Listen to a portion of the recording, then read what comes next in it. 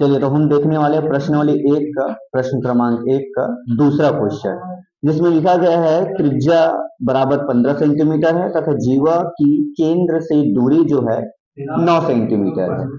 चलिए तो सॉल्व करते हैं। तो सबसे पहले लिख दिया है हमको, तो उसको लिख लेते हैं दिया है करके। दिया है, ठीक है। हमको क्या दिया है, त्रिज्या का वैल्यू, त्रिज्या बराबर कितना है 15 सेंटीमीटर, और हमको दिया है केंद्र से जीवा की दूरी, हाँ केंद्र से जीवा की दूरी कितनी है 9 सेंटीमीटर, ये दिया गया है। अब इसके लिए हम बनाएंगे डायग्राम बढ़िया सा। तो देखो कीर्तन, हम यहाँ बनाएंगे सुंदर सा एक डायग्राम, ये रहा, और ये होगा इसका सेंटर, ठीक है। अब यहाँ से जीवा कितने दूर पे है केंद्र से, तो 9 सेंटीमीटर की दूरी पर। तो इस केंद्र से जीवा की जो दूरी रहेगी वो 9 सेंटीमीटर रहेगी। तो सपोज करिए कि कुछ ऐसा है, यहाँ ये जीवा है, और इसका जीवा का नाम हम दे देते हैं P एंड Q, और इस सेंटर को मैं दे देता हूँ O पॉइंट। तो दिक्कत, अब इसके बाद बोला गया है केंद्र से जो जीवा की दूरी है वो कितना है 9 सेंटीमीटर। तो यहाँ से यहाँ तक की जो दूरी है वो कितना सेंटीमीटर लिख देते हैं 9 सेंटीमीटर, ठीक है। क्लियर हो गया। अब यहाँ से त्रिज्या दिया गया है 15 सेंटीमीटर, और हमको PQ का वैल्यू ज्ञात करना है, AB की यानी कि PQ की। कहने का मतलब ये है कि जीवा की लंबाई कितनी है ये ज्ञात करना।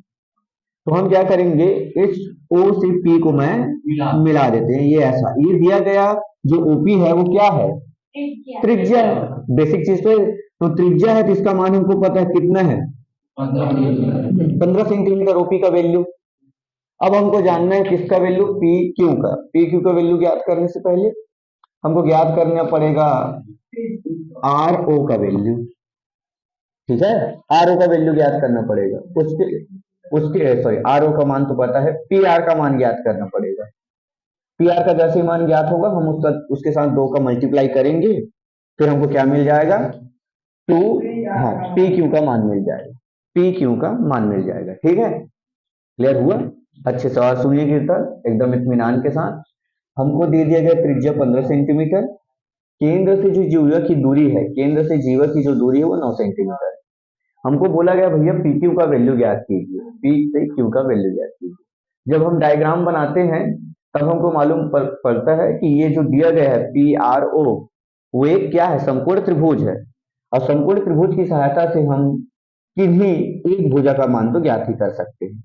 2 भुजा का मान पता है संजय, एक भुजा का आराम से हम ज्ञात कर लेंगे। कौन सा त्रिभुज की सहायता से, त्रिभुज PRO की सहायता से। तो लिखेंगे समकोण त्रिभुज, समकोण त्रिभुज कौन है PRO से, और यहां लगा देंगे हम क्या चीज, पाइथागोरस प्रमेय। कौन बताएगा पाइथागोरस प्रमेय का मान कितना होता है, सूत्र फॉर्मूला, हाँ। तो कर्ण यहाँ पर है PO का स्क्वायर बराबर लंब यहाँ पर है OR का स्क्वायर प्लस आधार यहाँ पे है PR का स्क्वायर। PO का वैल्यू कितना है, तो लिख देंगे 15 सेंटीमीटर का स्क्वायर, सेंटीमीटर को बाद में लिख देंगे, अभी लिख लेते 15 का स्क्वायर, ठीक है। OR का वैल्यू पता है 9 का स्क्वायर प्लस PR का वैल्यू तो ज्ञात करना है, तो PR का स्क्वायर मतलब PR का स्क्वायर ही लिखेंगे। अब इसके बाद हम रामायण क्या करने वाले हैं, इनका वर्ग ज्ञात करने वाले। तो 15 का वर्ग कितना होता है 225 बराबर 9 का वर्ग कितना होता है 81 प्लस लिखेंगे PR का स्क्वायर। हम क्या करेंगे इस 81 को इधर की ओर ट्रांसफर कर देंगे, तो 225 माइनस हो जाएगा 81 बराबर लिखेंगे PR का स्क्वायर, ठीक है। चलिए तो 225 में 81 को घटा दीजिए, कितना आएगा 144 आएगा बराबर PR का लिखेंगे स्क्वायर। हमको PR का मान चाहिए, स्क्वायर का नहीं, तो स्क्वायर को इधर भेजेंगे तो क्या बन जाएगा अंडर रूट बन जाता है, तो ये हो जाएगा 144 अंडर रूट में, और लिखेंगे PR बस। स्क्वायर कहाँ गया संजय, वही स्क्वायर इधर आके अंडर रूट बना है, समझ में आ गया। चलिए अब यहां से हम लोग आगे बढ़ेंगे और इसको सॉल्व करने की कोशिश करेंगे। 144 का वर्गमूल क्या है? 12। तो हम लिख देंगे यहाँ पे 12 बराबर में पी आर, या फिर अच्छे से लिखे तो P R is equal to क्या लिख सकते हैं? 12 सेंटीमीटर। सुनिए सुनिए सुनिए, ये आंसर थोड़ी ना है, ये आंसर ये थोड़ी ना है, ये तो सिर्फ पी आर का वैल्यू है, कितना है? 12। हमको पी क्यू का वैल्यू ज्ञात करना पड़ेगा। तो मैं आपको बता दूं, पी क्यू को हम लिख सकते हैं P R plus R Q. और मैं आपको ये भी बताना चाहूंगा कि पी आर जो है बराबर है किसके? पी क्यू के। कैसे पता चला? प्रमेय से, क्योंकि प्रमेय में हमने पढ़ रखा है केंद्र से जीवा पर डाला गया लंब जीवा को दो बराबर भागों में समद्विभाजित करता है। ठीक है, तो यहां से लिखेंगे प्रमेय से, प्रमेय से हमने प्रमेय पढ़ रखा है। अब इसके बाद हम क्या करेंगे? पी क्यू बराबर करके लिखेंगे पी आर। पी आर इसकी जगह में मैं क्या लिख देता हूं? पी आर ही लिख देता हूं। अब यहां से क्या करेंगे? P R plus P R is equal to 2 P R लिख सकते हैं क्या? देखो पी आर का वैल्यू हमको पहले से ही मालूम है, कितना है? 12। तो लिख देंगे 12। अब 12 दूनी कितना होता है? 24। तो ये हो जाएगा 24 सेंटीमीटर। ये हो जाएगा आपके लिए जीवा का वैल्यू, ये होगा आंसर। समझ में आया? ये हो जाएगा आपके लिए आंसर। चलिए नोट करिए फिर। तो देखो रामायण दूसरे में लिखा गया है, वृत्त की त्रिज्या ज्ञात कीजिए यदि जीवा की लंबाई तथा केंद्र से दूरी क्रमशः 8 सेंटीमीटर और 13 सेंटीमीटर दिया गया है। ठीक है, यानी यहाँ पे हमको वृत्त की क्या ज्ञात करने पड़ेगा? त्रिज्या ज्ञात करनी पड़ेगा। तो यहाँ दे दिया गया है आप लोगों को वृत्त जीवा की लंबाई दिया है, क्या दिया है? जीवा की लंबाई, जीवा की लंबाई दिया गया है, कितना सेंटीमीटर है? 8 सेंटीमीटर। और केंद्र से दूरी तो जीवा से केंद्र की, जीवा से केंद्र की दूरी यहां दिया गया 3 सेंटीमीटर ऐसे। तो सबसे पहले वही है, वृत्त बनाएंगे अच्छा से। तो ये मैंने बना लिया अच्छा सा वृत्त, बहुत गंदा सा बन गया, अच्छा जैसे बन गया, ये अच्छा बन गया, ये है सेंटर।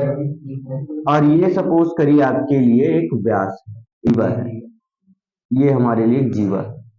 अब इस पर हम क्या डाल देते हैं? लंब डाल देंगे। थोड़ा बड़ा सा लेना पड़ेगा क्योंकि जीवा से जो दूरी है वो कम। तो यहां से मैं लंब डाल दिया हूं, इस लंब की जो दूरी है वो है 3 सेंटीमीटर। ठीक है, क्लियर हो गया? और इस जीवा की जो लंबाई है, ए बी जीवा ले लेते हैं, तो इस ए बी जीवा की जो लंबाई है वो 8 सेंटीमीटर है, यानी ए बी बराबर दे दिया गया है 8 सेंटीमीटर। अब यहां सपोज करिए कि ए सी है, जो ए बी का मान था 8, ए सी का वैल्यू कितना आएगा?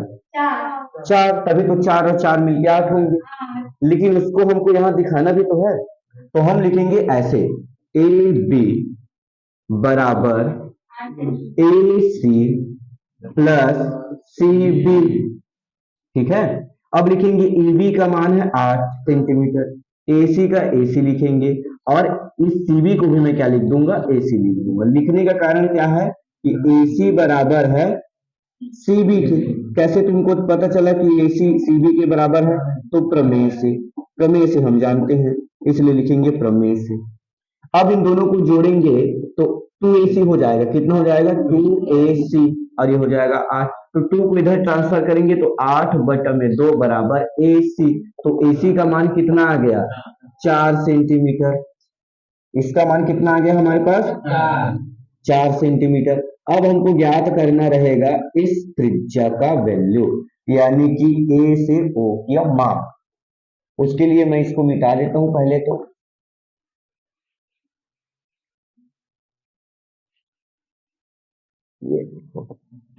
ये हम मिटा दिए। अब यहां से हम देखेंगे AC का वैल्यू 4 हो गया, हम ज्ञात करेंगे OC। तो यहां भी हम समकोण त्रिभुज ही है, तो लिखेंगे समकोण, समकोण त्रिभुज। ठीक है, कौन कौन सा है? ACO, ACO से। अब यहां से लिखेंगे पाइथागोरस प्रमेय से, तो लिख देते हैं पाइथागोरस फ्रॉम ए से, ठीक है। अब यहाँ हम पाइथागोरस प्रमेय लगाएंगे तो ए ओ का क्या हो जाएगा स्क्वायर, प्लस हो जाएगा ओ सी का स्क्वायर, प्लस हो जाएगा ए सी का स्क्वायर। ए ओ का मान पता है, नहीं पता है तो नहीं है। ओ सी का वैल्यू कितना है 3 सेंटीमीटर, तो लिखेंगे 3 सेंटीमीटर का स्क्वायर। ए ओ का मान कितना है 4 सेंटीमीटर का स्क्वायर हो जाएगा। ए ओ का स्क्वायर बराबर इसका मान हो जाएगा और इसका मान हो जाएगा, दोनों को जोड़ दीजिए 25। तो हम यहाँ लगा देंगे ए ओ बराबर में अंडर रूट में 25, तो ए ओ का मान कितना आएगा 5 सेंटीमीटर। ये हो जाएगा आपके लिए आंसर, यानी कि इस वृत्त की त्रिज्या कितना होगा 5 सेंटीमीटर होगा।